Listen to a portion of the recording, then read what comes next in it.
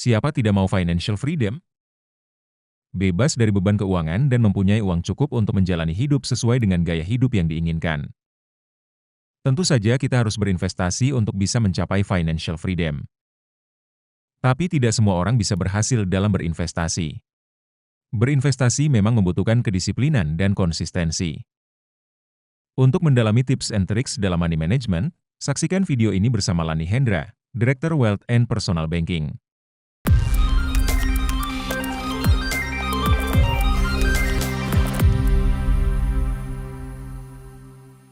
Halo Bu Lani, boleh ceritain nggak sih Bu di Wealth and Personal Banking itu Bu Lani biasanya ngurusin apa sih? Oke.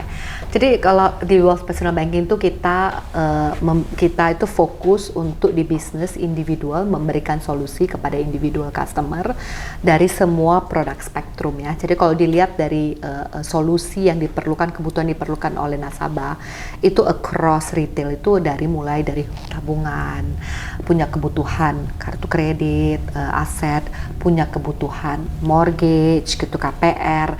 Jadi across spektrum itu semua kebutuhan finansial itu ada di Wealth and Personal Banking gitu loh. Bukan udah lama nih Bu di business banking nih Bu. Ibu kalau ngatur tips money management itu gimana sih Bu?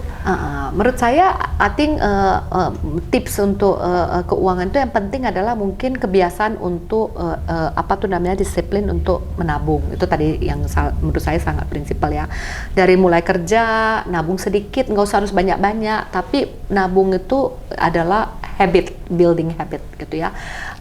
Kalau misalnya udah mulai menabung, misalnya bisanya cuma segitu 5%, nggak apa-apa, tapi nanti mungkin pas lagi dibayar THR bisa nambah gitu. Jadi gimana caranya bisa kebiasaan untuk addiction untuk menabung gitu ya. Jadi itu nanti bisa sangat reward banget ngeliatin, oh tabungan saya kok naik terus ya. Itu is quite a rewarding feeling itu menurut saya.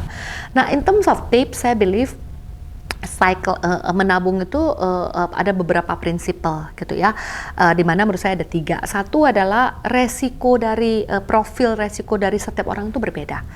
Ada orang yang lebih berani ambil resiko, ada orang yang mungkin lebih konservatif. Jadi aset classes, portfolio yang aset alokasinya harus tergantung dari profil resiko yang pertama. Yang kedua adalah tujuan berinvestasi. Jadi ada orang tujuan berinvestasi lebih long gitu ya. Oh, saya mau kalau misalnya masih muda, nanti pas anak saya umur 18, saya mau anak saya bisa sekolah di mana, terus saya mau nanti kalau dia udah mau married, saya mau beliin dia apartemen. Jadi itu kan 20 tahun tuh investasinya. Meaning wise, tandanya bisa dimulai dan bisa lebih long term kan, karena kan tujuan investasinya panjang. Ada orang mungkin udah mulai udah lebih older dan memang tujuan investasinya lebih short. Tandanya mungkin harus dicoba dimaksimalkan dengan aset classes yang lebih beresiko mungkin. Jadi balik lagi adalah profil resiko, tujuan investasi, dan yang terakhir adalah the cycle where you in yang tadi saya bilang. Baru mulai investasi, baru habis sekolah, atau actually sudah cukup intensif dan cukup pintar berinvestasi.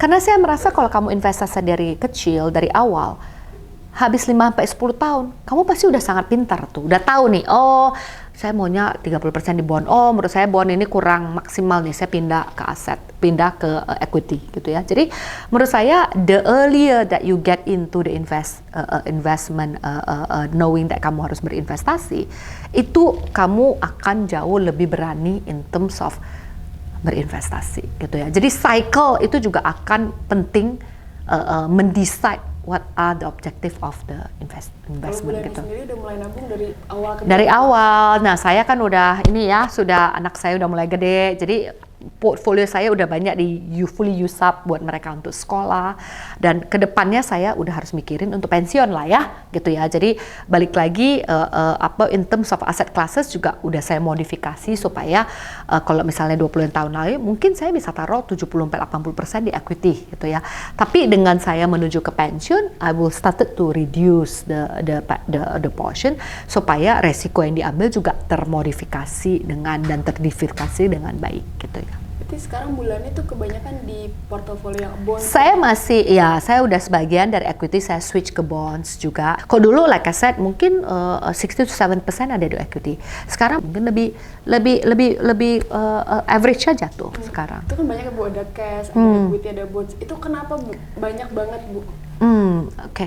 Kalau menurut saya nggak banyak karena kalau dilihat basic of investment itu ya sebenarnya ada lebih banyak ya, ada orang yang investment di gold, tapi buat orang yang lebih experience they invest in Bitcoin, they invest in foreign currency, bermacam-macam gitu ya. Jadi it's beyond the basics of ada orang yang actually invested in stocks directly gitu ya. Dan kalau menurut saya kalau investing in stock directly kan you have to monitor unless kamu memang willing to invest itu for long gitu loh. Jadi menurut saya bonds, funds sama cash itu adalah minimum investment gitu loh, minimum asset classes gitu.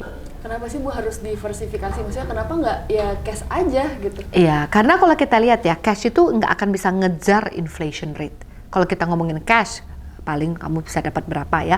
Kalau dilihat average-nya tuh probably you only get 3-4% kalau ini di Indonesia. Sementara kalau misalnya kamu inflasi aja udah 5% gitu kan. So you will not be able to cover the inflation dan sebenarnya kita pengen berinvestasi supaya kita bisa mengoptimalkan dan kalau kita lihat return over equities over long run is definitely be able to give you beyond 8-10% kalau kita lihat depending on the market gitu loh. Jadi memang ya harus dimaksimalkan karena kalau enggak ya semua pun yang kamu dapatkan akan eaten up oleh inflation.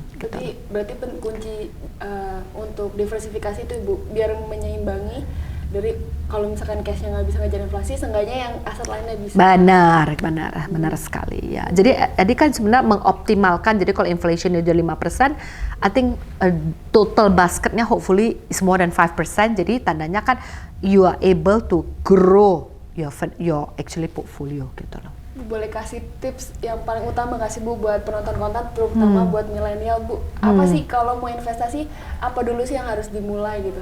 I think balik lagi ke core principle yang menurut saya adalah kalau milenial adalah is important to selalu menumbuhkan habit untuk saving gitu ya, menabung. Nabung itu ya terserah kalau memang orangnya lebih punya risk tolerance yang tinggi ya 5% bisa disisihkan untuk beli funds, beli bisa equity gitu ya. Jadi kembali lagi ke risk profile. Kan jangan nanti kaget-kagetan gitu ya. Dan balik lagi kalau cuma sedikit nggak bisa dibagi-bagi dan tergantung profilnya lebih kemana gitu ya.